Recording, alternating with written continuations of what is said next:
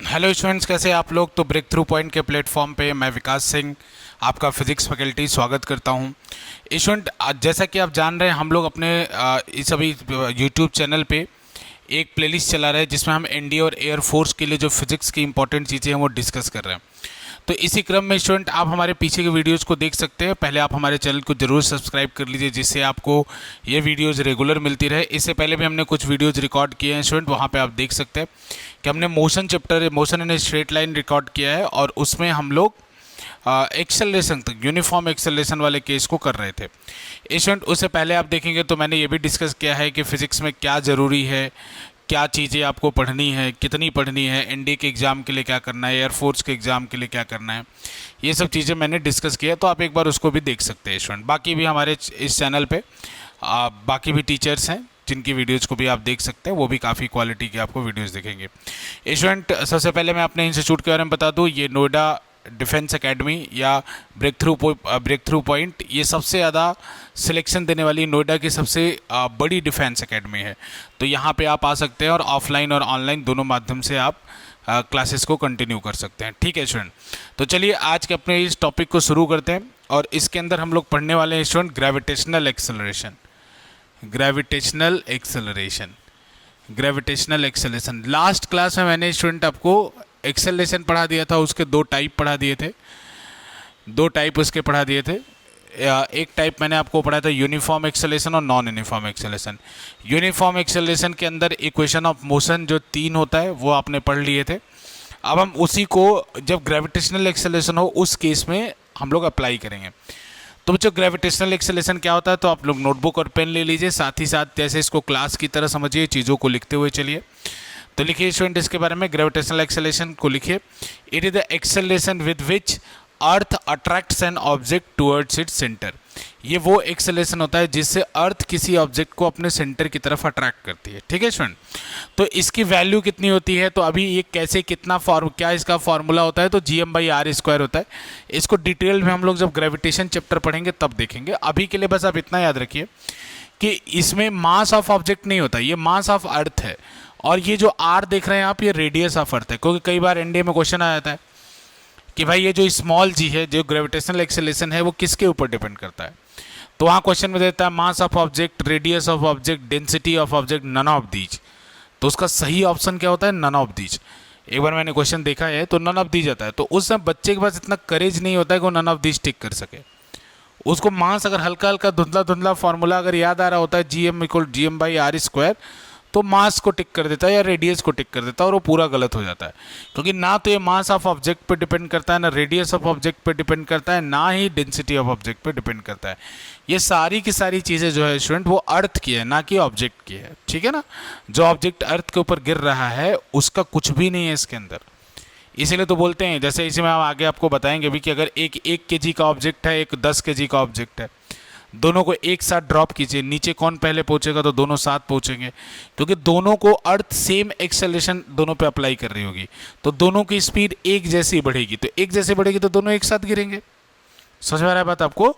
तो बच्चों, दोनों एक साथ गिरेंगे, तो उसमें कहीं भी ये आपको नहीं सोचना है कि कैसे, मतलब अगर कितना होगा 10 kg वाला, आपको ऐसा फील हो रहा होगा कि ज़्यादा जल्दी नीचे गिरना चाहिए, लेकिन ऐसा बिल्कुल भी नहीं होगा। क्योंकि ये देख रहे हैं ना, ये g इज़ इंडिपेंडेंट ऑफ, चाहे तो आप इसको नोट कर सकते हैं कि small g is independent of mass and shape और साइज ऑफ द ऑब्जेक्ट, उससे ये इंडिपेंडेंट होता है। बच्चों, अगर अर्थ के लिए बात करें, ये किसी भी प्लैनेट या किसी भी सेटेलाइट के लिए निकाला जा सकता है, लेकिन अर्थ के लिए बात करें तो ये होता है 9.8। इसकी वैल्यू निकल के आती है 9.8 मीटर पर सेकंड स्क्वायर, जिसको अप्रॉक्सीमेटली हम अपने कैलकुलेशन में 10 मीटर पर सेकंड स्क्वायर लेके चलेंगे। ठीक है ना, अप्रॉक्सीमेटली हम अपने कैलकुलेशन में 10 मीटर स्क्वायर लेके चलेंगे। फिर बच्चों, आपको 3 इक्वेशन ऑफ मोशन बताया गया था। v=u+at, सबको पता होगा ये। s=ut+12at², जिसको नहीं पता है स्टूडेंट लास्ट क्लास देख लीजिएगा। तीसरा, v²=u²+2as। ये 3 फॉर्मूले हैं बच्चों। तो इसमें देखिए, जब आप कोई, ये जी वाला कॉन्सेप्ट आपको कब लगाना है, जी वाला कॉन्सेप्ट आपको तब लगाना है जब किसी ऑब्जेक्ट को ऊपर की ओर फेंका जा रहा हो या किसी भी टावर से ऑब्जेक्ट को नीचे की ओर फेंका जा रहा हो। तो स्टूडेंट, उस समय आप ये जो फॉर्मूले हैं, इनके अंदर ए की वैल्यू को जी से रिप्लेस करेंगे। अच्छा, ए की वैल्यू से जी से रिप्लेस करेंगे तो इस केस में ए की वैल्यू आप रखेंगे माइनस जी, और इस केस में आप ए की वैल्यू रखेंगे प्लस जी। समझ में आ रहा है ना? उस केस में आप ए की वैल्यू माइनस जी इस केस में रखेंगे, और दूसरे वाले केस में आप क्या रखेंगे? प्लस जी। क्लियर है आपको? क्लैरिटी है यहाँ तक बच्चों? तो बच्चों ये बात बिल्कुल आपको अच्छे से समझना है और इस फॉर्मूले में आपको अप्लाई करना है। देखो एक कॉमन सेंस भी है। रिटार्डेशन का मतलब क्या होता है? स्पीड का कम होना। तो बेटा जब आप इसको ऊपर फेंक रहे हो तो इसकी स्पीड कम हो रही है ना। अगर इसकी स्पीड अब कम हो रही है, अगर यहाँ पे इसकी स्पीड कम हो रही है ऊपर फेंकने पे, तो आप माइनस में लेना पड़ेगा एक्सेलरेशन। जैसे आप ब्रेक लगाते हो तो स्पीड कम होती है तो माइनस में एक्सेलरेशन होता है, वैसे यहाँ भी हो रहा है। और जब ये नीचे आएगा तो इसकी स्पीड लगातार बढ़ रही है। इसका मतलब जैसे आप गाड़ी को एक्सेलरेट करते हो तो स्पीड बढ़ती है, तो वहाँ ए की वैल्यू आप प्लस में लेते हैं। समझ में आ रहा है ना? तो सेम चीज़ें यहाँ है, कुछ में इसमें डिफरेंस नहीं है। स्टूडेंट अगर आपको ये तीनों फॉर्मूले आते हैं, जैसे इसमें आपको पता होना चाहिए कि v जो है फाइनल वेलोसिटी है, u जो है इनिशियल वेलोसिटी है, a एक्सेलरेशन है, t टाइम है। और बच्चों s के बारे में कन्फ्यूजन नहीं होना चाहिए, बार बार s पे बच्चे कन्फ्यूज होते हैं। s आपका डिस्प्लेसमेंट है, ना कि स्पीड है या कुछ और है, ये डिस्प्लेसमेंट है, ठीक है ना। और बच्चों आपको ये पता होगा कि डिस्प्लेसमेंट डिस्टेंस के इक्वल कब हो जाता है? डिस्प्लेसमेंट डिस्टेंस के इक्वल तब हो जाता है जब पार्टिकल स्ट्रेट पाथ में चलता है, तब वो डिस्प्लेसमेंट जो आपका होता है वो डिस्टेंस के इक्वल हो जाता है। तो चलिए न्यूमेरिकल से स्टार्ट करते हैं अपनी चीज़ों को, क्योंकि स्टूडेंट जो अभी हम आपको पोर्शन पढ़ा रहे हैं उसका नाम है मैकेनिक्स। उसमें थियरी तो कम है, लेकिन न्यूमेरिकल एक टीचर को ज़्यादा कराना चाहिए, क्योंकि इससे क्या होता है स्टूडेंट कि अगर मैं थियरी पढ़ाने पे आऊँ तो इस चैप्टर की थियरी 1 घंटे में एक क्लास में पूरी थियरी हो जाएगी, लेकिन उस थियरी से आपका कुछ नहीं होगा। मतलब आप कोई भी क्वेश्चन को अटेम्प्ट उतने अच्छे से नहीं कर पाएंगे, या अगर घुमाना चाहेगा तो बहुत आराम से आपका क्वेश्चन वो गलत हो सकता है। इसीलिए थियरी के साथ साथ हमें न्यूमेरिकल भी करना बहुत ज़रूरी होता है, ठीक है ना। तो चलिए न्यूमेरिकल करके देखते हैं स्टूडेंट। तो सबसे पहला क्वेश्चन हम लोग यही करेंगे कि मान लीजिए एक ऑब्जेक्ट को मैंने 30 मीटर पर सेकंड से ऊपर की ओर फेंका। ठीक है स्टूडेंट, 30 मीटर पर सेकंड से ऊपर की ओर फेंका तो ये ऊपर जाएगा, ऊपर जाने के बाद ये नीचे भी आएगा। तो हमें ये पता लगा लेना है, मान लीजिए इसका मोशन हो रहा है ABC। तो स्टूडेंट मैंने आपको ये टाइम दिया कि आपको पता करने को बोला कि ये पता लगाओ कि AB ट्रैवल करने में इसको कितना टाइम लगा, और ये AB का हाइट क्या है। मतलब ये जो AB गया है, A to B गया है, इसका हाइट क्या है, ये मैंने आपको पता करने को बोला। तो कैसे पता करोगे? तो देखो एक बात, पीछे जो इक्वेशन लिखी थी मैंने लास्ट क्लास में बताया था कि हर इक्वेशन में 4 चीज़ें, VU AT, और जैसे VU AT में देख लीजिए वेलोसिटी है, फाइनल वेलोसिटी है, इनिशियल वेलोसिटी है, एक्सेलरेशन है और टाइम है। हर इक्वेशन में 4 चीज़ें, अगर 3 पता रहे तो आप चौथा निकाल सकते हो, ठीक है ना। तो स्टूडेंट यानी यहाँ पे मुझे 3 चीज़ें पता करनी पड़ेगी पहले, तब जाके मैं कोई चौथी चीज़ निकाल पाऊंगा, क्योंकि हर इक्वेशन में आपको 4 चीज़ें हैं, जिनमें से 3 आपको पता रहेगा तो आप चौथे नहीं। दूसरे कोई देख लो, S है, U है, T है और A है। दूसरे वाले इक्वेशन में भी 4 चीज़ें हैं। तीसरे इक्वेशन को देखो, उसमें V है, U है, A है और S है। तो इनमें जब आपको 3 पता रहेगा तब जाके आप कोई चौथी चीज़, मतलब हर इक्वेशन में 4 चीज़ें हैं तो 3 आपको पता होने चाहिए, तब आप चौथी निकालोगे। तो क्या करें इसमें पहले 3 चीज़ पता करते हैं हम लोग। तो देखिए U तो पता चल गया, क्योंकि A पॉइंट पे U कितना था, 30 मीटर पर सेकेंड। अच्छा, ऊपर फेंक रहा हूँ तो A भी मुझे पता है, A को मैं -10 ले रहा हूँ, -G तो -10 ले रहा हूँ। एक और चीज़ मुझे चाहिए जिससे मेरा काम हो जाएगा बच्चों। तो एक कॉमन सेंस से देखो, जब ये ऊपर जा रहा होगा इसकी वेलोसिटी कम होती जाएगी, तो हाईएस्ट पॉइंट पे इसकी वेलोसिटी क्या होगी, 0।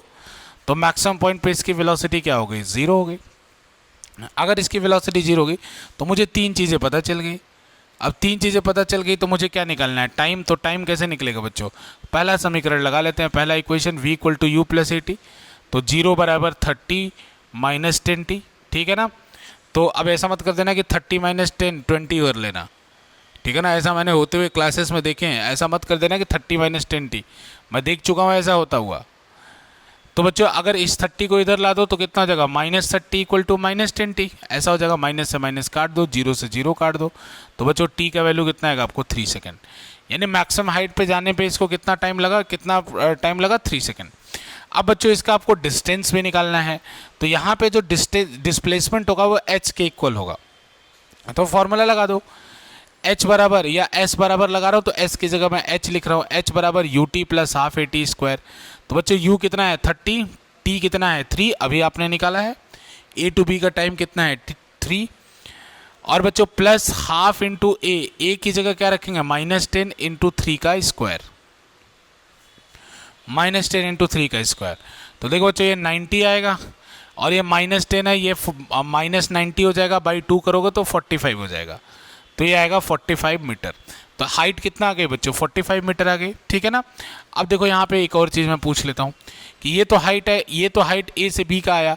अब मैं बच्चों अगर आपसे ये पूछूँ कि बी से सी आने में कितना टाइम लगेगा, तो पहले इस बात को फील करो कि बी से सी आने में टाइम ज़्यादा लगेगा या कम। तो ज़्यादातर बच्चों का ये कहना होता है, जब क्लास में हम लोग पढ़ाते हैं तो ज़्यादातर बच्चे कहते हैं कि सर जब बी से सी आ रहा होगा तो क्योंकि ग्रेविटी उसको खींच रही है, ग्रेविटी नीचे की तरफ खींच रही है, तो उसको कम टाइम लगना चाहिए। ऐसा ज़्यादातर लोगों का कहना होता है। आपका भी यही कहना है क्या? चलिए देखते हैं। तो स्टूडेंट अब मेरा जो टारगेट है वो ये निकालना है कि ए से बी जाने में तो उसको 3 सेकंड लगा, तो उसको बी से सी आने में कितना टाइम लगेगा, ये मेरा टारगेट है निकालना। अब कैसे निकाला जाए? तो बच्चे सबसे पहले आप लोग सिस्टमेटिक काम करिए। देखिए जब शुरू में आप कोई चीज़ सीखें तो उस समय आप ये मत फोकस करिए मुझे जल्दी जल्दी करना है, उस समय आप ये सोचिए मुझे सीखना है। जब आप सीख जाएंगे तो वो ऑटोमेटिक आपको न्यूमेरिकल फास्ट बनने लगेगा। तो पहले पूरा फोकस कोई चीज़ क्यों हो रही है उसके ऊपर आपका होना चाहिए। बाद में अगर आप न्यूमेरिकल करेंगे वो अपने आप तेज हो जाएगा। चीज़ें जब समझ में आती है तो आप कैलकुलेशन फास्ट कर सकते हैं, लेकिन जब चीज़ें समझ में नहीं आता तो आप ज़बरदस्ती अपने आप को पुश नहीं करेंगे कि नहीं मुझे तुरंत करना है। तो बीसी अभी मैं अच्छे से लिख रहा हूँ इस वजह से, नहीं तो एक लाइन में या 2 लाइन में भी आंसर लिखा जा सकता था। तो अभी बस सिस्टमेटिक वे में शुरू में करना चाहिए। बाद में अगर आपका एक बार प्रैक्टिस हो जाता है तो आप सिस्टमेटिक वे को छोड़ के फिर डायरेक्ट भी कर सकते हैं। तो बीसी के लिए देखिए बच्चों पहले हमें 3 इन्फॉर्मेशन चाहिए। जैसे मैंने बताया ना, कोई भी इक्वेशन लगाना है तो कितने इन्फॉर्मेशन चाहिए? 4। तो 4 में मतलब कोई भी इक्वेशन में कितने वेरिएबल्स हैं? 4। तो 4 में से 3 पता रहेगा तो चौथा निकलेगा। तो उस लिए स्टूडेंट बीसी का देखो, तो बीसी के केस में यू की वैल्यू क्या होगी? 0। हाईएस्ट पॉइंट पे यू क्या होगा? 0 होगा। अच्छा, ए की वैल्यू किसके बराबर होगी बच्चों?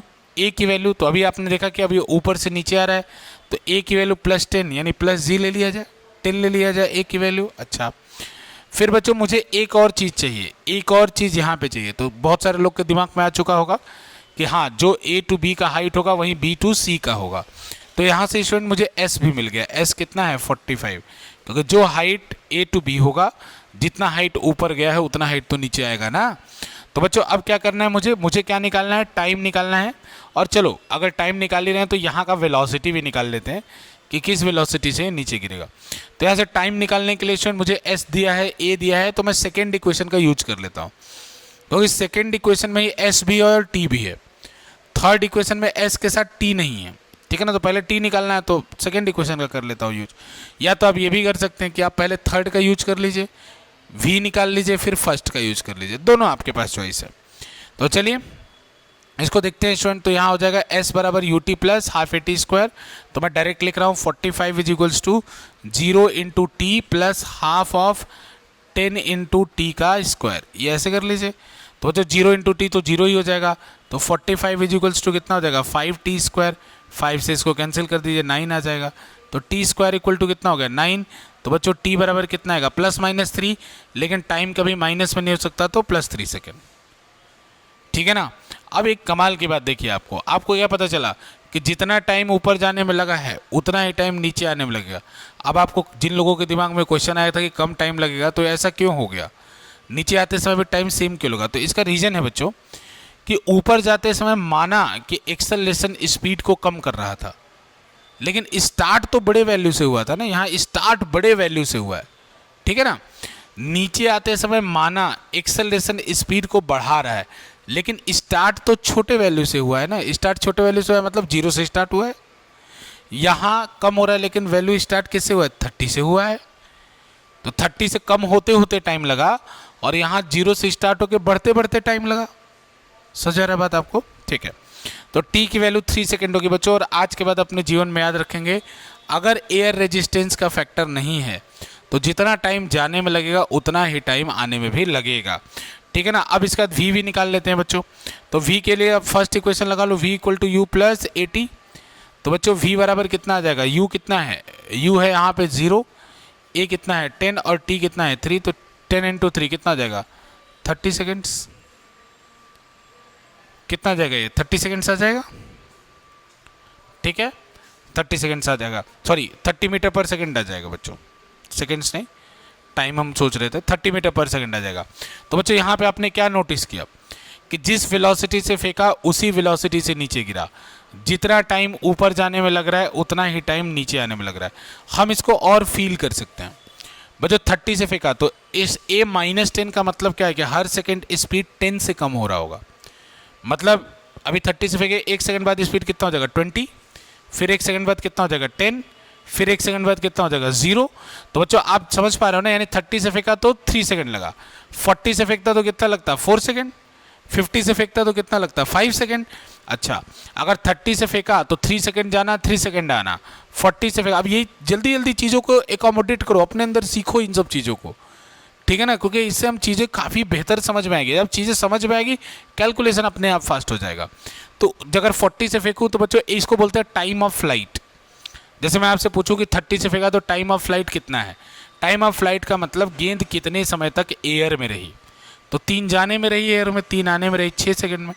अगर मैं 40 से फेंकूँ तो टाइम ऑफ फ्लाइट क्या होगा, 4 जाने में 4 आने में 8 सेकंड। ठीक है, ये बता देते हैं बच्चों। आप इसको नोट करके अपने वीडियो को पॉज कीजिए और अपने लैंग्वेज में लिखिए, या अभी मैं आपको लिखवा ही दे रहा हूँ कि इसमें याद रखिएगा। पहला पॉइंट नोट करके लिखिए, time of ascent, time of ascent is equals to, ascent मतलब ऊपर जाना, is equals to time of decent.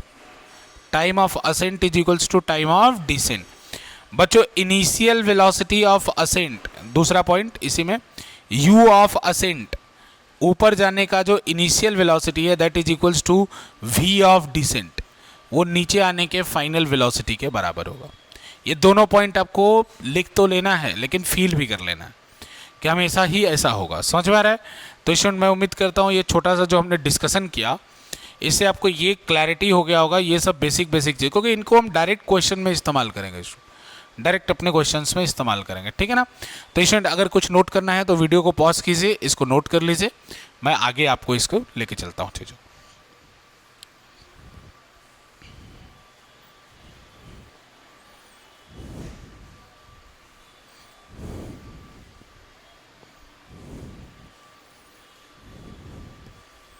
देखो बच्चों अब एक और क्वेश्चन लेते हैं, क्वेश्चन प्रैक्टिस करेंगे। अब ग्रेविटेशनल एक्सेलरेशन के ऊपर चीज़ों को समझेंगे बच्चों। एक और क्वेश्चन लेते हैं ताकि हमारी समझ थोड़ी सी और बेहतर हो जाए।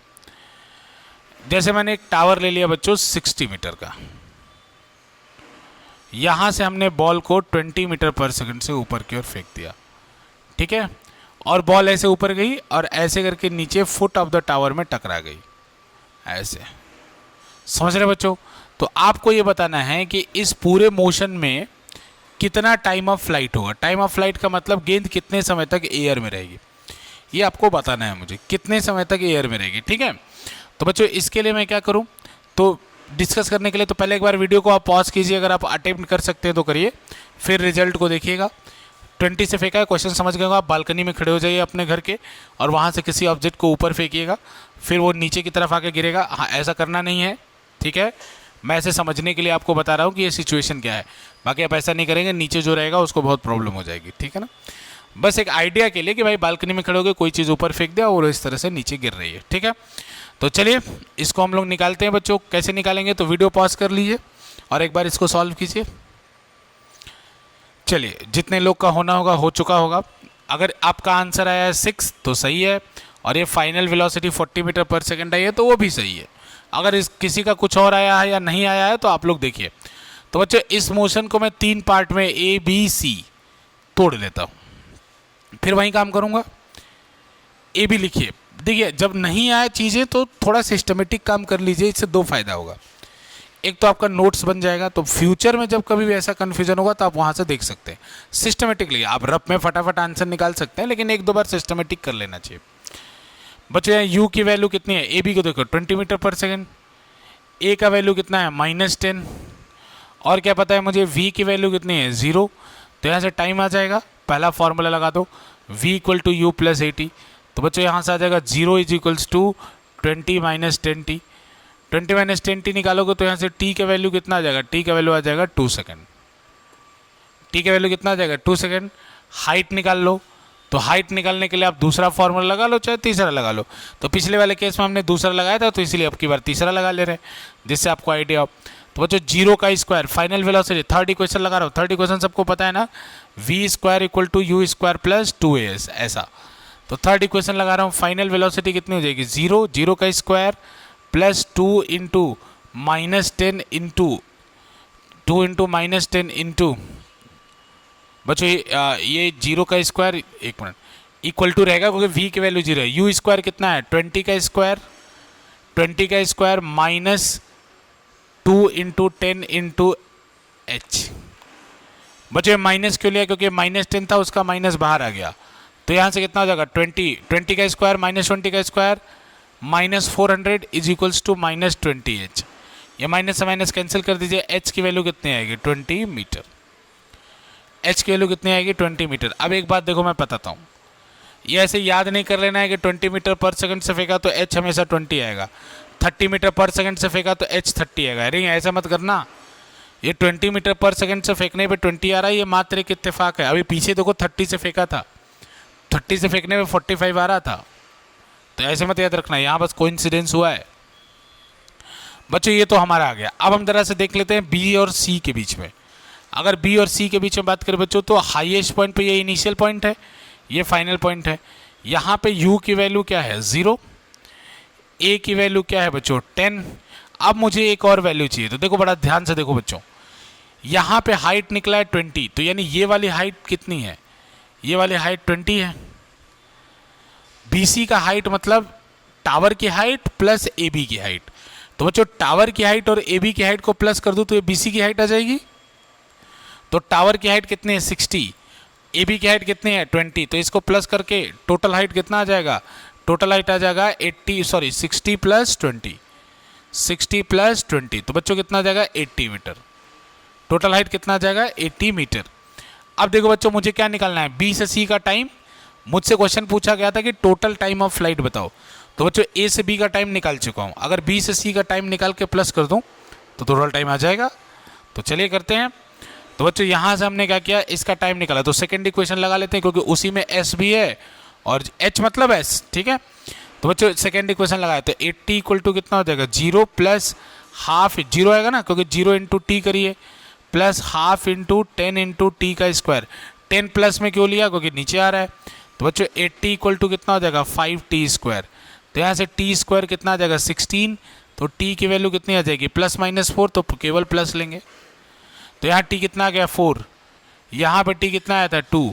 तो बच्चों अगर आपको टोटल टाइम चाहिए, टोटल टाइम ऑफ फ्लाइट, तो आपको TAB और TBC को ऐड करना पड़ेगा, तो that is 2 + 4 which is 6 second, 6 second आएगा। अब अगर कोई बोले कि यहाँ पे फाइनल वेलोसिटी बताओ, तो बच्चों BC का जो फाइनल वेलोसिटी होगा वही तो फाइनल वेलोसिटी होगा इस मोशन का। तो VC का फाइनल वेलोसिटी कितना होगा, 0 + 10 इंटू टी। टी कितना निकला है बच्चों, 4 सेकेंड। याद रखो 6 नहीं लोगे, 4 लोगे ना। BC का टाइम कितना है, 4, तो ये कितना आएगा, 40 मीटर पर सेकेंड। कितना आएगा ये, 40 मीटर पर सेकेंड। तो स्टूडेंट वीडियो को पॉज करके जिनका नहीं हुआ है वो नोट कर लीजिए, बाकी जिनका हो गया है अभी वेट करिए। जैसे लिख ये बच्चों आप लोग पॉज करके नोट कर लीजिए, उसके बाद मैं जिनका हो गया है उनको एक और मेथड बताता हूँ कि कैसे उससे फिर ये कर सकते हैं। शायद आप लोगों में से किसी ने भी उस मेथड से भी किया होगा, तो चलिए उसको भी देखते हैं। तो चलिए वीडियो को पॉज करके आप नोट कर लीजिए। चलिए उम्मीद करता हूँ आपने पॉज करके नोट कर लिया होगा। अब मैं यहाँ से डिलीट कर रहा हूँ।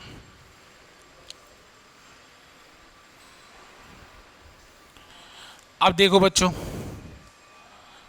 अब मैं एक काम करता हूँ कि अगर मैंने आपको अभी पीछे एक प्रॉपर्टी बताया कि जितना टाइम ऊपर जाने में लगता है उतना टाइम नीचे आने में लगता है, और जिस वेलोसिटी से ऊपर फेंकते हैं उसी वेलोसिटी से नीचे आते हैं। तो बच्चों ए के सामने एक पॉइंट अगर मैं डी मान लूँ जो सेम हाइट पे है, ए के सामने एक पॉइंट मैं डी मान लूँ जो सेम हाइट पे है, तो जितना टाइम ए से बी में लगेगा उतना टाइम बी से डी में लगेगा। तो अभी हमने पीछे निकाला था, या आप निकाल भी सकते हो डायरेक्ट, 20 से फेंका था ना, तो कितना सेकंड लगेगा, 2 सेकंड। वर्बली भी आपको निकालना बताया था मैंने। 30 से फेंका तो 3, 40 से फेंका तो 4, तो इसी तरह कितने से फेंका, 20 से फेंका तो कितना टाइम लगा, 2 सेकंड। यानी ए से बी जाने में 2 सेकंड लगेगा। तो बी से डी आने में कितना लगा, बी से डी आने में कितना लगा, 2 सेकंड। और बच्चों यहाँ अगर 20 से फेंका है तो यहाँ नीचे गिरेगा कितने से, 20 मीटर पर सेकंड से। अगर 20 से फेंका है तो सेम हाइट पे तो 20 से ही गिरेगा ना, सेम हाइट पर 20 से गिरेगा। अब देखो बच्चों, ए से लेके डी का टाइम मुझे पता चल गया 4 सेकंड। अगर मैं डी से लेके सी तक का टाइम बस पता कर लूँ, डी से लेके सी तक का टाइम पता कर लूँ, अगर मैं ये पता कर लूँ तो फिर काम हो जाएगा, फिर तो टाइम ऐड कर देंगे, आ जाएगा आंसर। तो अब मुझे केवल एक इसमें डिस्कस करना होगा, डीसी। डीसी डिस्कस करना होगा। तो डीसी का यू कितना है 20, डीसी का एस कितना है 60, देखो 60 है, एस कितना है 60, और ए कितना है 10। तो बस थर्ड देखो, अब इसमें बोलोगे सर मैं सेकेंड इक्वेशन ऑफ मोशन लगा के टाइम निकाल लूंगा, बिल्कुल निकाल लो, क्वाड्रेटिक इक्वेशन बनेगा टाइम में, क्वाड्रेटिक इक्वेशन बनेगा ना, क्योंकि टी ही तो निकालना है और सेकेंड में टी स्क्वायर का टर्म बनेगा, तो क्वाड्रेटिक इक्वेशन बनेगा। तो अगर क्वाड्रेटिक इक्वेशन बनाने से बचना चाहते हो तो एक काम कर लो, थर्ड इक्वेशन पहले लगा लो, v निकाल लो, फिर फर्स्ट इक्वेशन लगा के टाइम निकाल लेंगे। तो थर्ड इक्वेशन लगा रहा हूँ, V square equal to you square plus 2a। समझ में आया बात? क्यों बच्चों, अगर मैंने सेकेंड इक्वेशन लगा दिया तो उसमें टी स्क्वायर भी, टी स्क्वायर का क्वाड्रेटिक इक्वेशन बनेगा, क्योंकि 20 अब की बार पीछे भी तो हमने लगाया था, बोलोगे पीछे भी तो लगाया था, देखो जरा कर ही लो। 60 बराबर कितना आएगा 20t plus half into 10 into T का स्क्वायर। तो बच्चों एक क्वाड्रेटिक इक्वेशन बनाना है, इसको सॉल्व कर सकते हो, मैं ये नहीं बोलता, जो करेगा उसका आंसर आएगा, लेकिन मैं उससे आसान तरीका बता रहा हूँ। थर्ड यूज कर लो, third equation v square equal to you square plus 2a। मैं बार बार इक्वेशन क्यों लिख रहा हूँ, आपको भी बार बार लिखना चाहिए जिनको अगर ये आदत नहीं है, इससे याद हो जाता है। तो V square equal to you square plus 2a। तो बच्चों वी निकाल लेते हैं पहले, यू स्क्वायर कितना है, तो यू है 20, 20 का स्क्वायर कितना होगा 400 प्लस 2 इंटू 10, ए की वैल्यू 10 है, एस की वैल्यू कितनी है 60। तो बच्चों ये करोगे तो 400 प्लस 1200 आएगा, और ये वी स्क्वायर के इक्वल, तो वी स्क्वायर कितना आ गया 1600 के इक्वल, 1600 के इक्वल आएगा बच्चों। तो वी कितना आएगा अंडर रूट ऑफ 1600। अगर अंडर रूट ऑफ 1600 आया तो इसको आप क्या लिख सकते हो 4 मीटर पर सेकेंड। समझ में आया कि नहीं? 4 मीटर पर सेकंड आएगा, 40 मीटर पर सेकंड आएगा। तो बच्चों यहाँ की वेलोसिटी कितनी आ गई 40 मीटर पर सेकंड, और याद करो पीछे भी आपने 40 ही निकाला था। अब यहाँ पे इक्वेशन ऑफ मोशन लगा लो, फर्स्ट इक्वेशन लगा लो, v equal to U plus 80। ये मैं समझा रहा हूँ तब टाइम लग रहा है स्टूडेंट, अदरवाइज अगर आपकी प्रैक्टिस हो जाएगी तो आप तुरंत कर सकते हो। 20 प्लस 10t, यहाँ से निकालोगे 10t इक्वल टू कितना आएगा 20, इधर आके माइनस हो जाएगा, 10t कितना हो जाएगा 20, 0 0 कैंसिल करो, t की वैल्यू कितनी आ जाएगी 2 सेकंड। तो देख लो वेलोसिटी भी निकल गई वहीं, ये 2 सेकंड लगा, तो इधर इधर कितना था 4 सेकंड, 4 और 2 कितना हुआ 6।